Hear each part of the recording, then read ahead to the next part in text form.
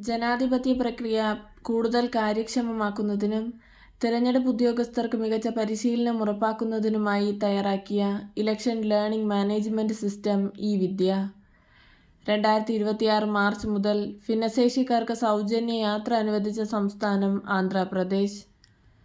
പ്രശസ്ത ഗണിതശാസ്ത്രജ്ഞനായ സംഗമഗ്രാമ മാധവന്റെ സ്മരണയ്ക്കായി സംസ്ഥാന സർക്കാർ Madhava knowledge centre for mathematics സ്ഥാപിച്ചത് ഇരിഞ്ഞാലക്കുട, തൃശൂർ.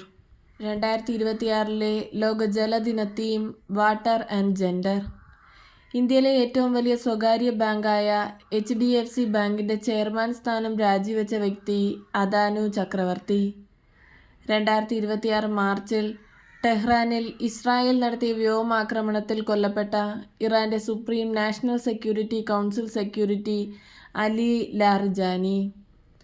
2025 ഏറ്റവും കൂടുതൽ മീഥേൻ പുറന്തള്ളുന്ന എണ്ണ വാതക കേന്ദ്രങ്ങൾ സ്ഥിതി ചെയ്യുന്ന രാജ്യം തുർക്ക്മെനിസ്ഥാൻ.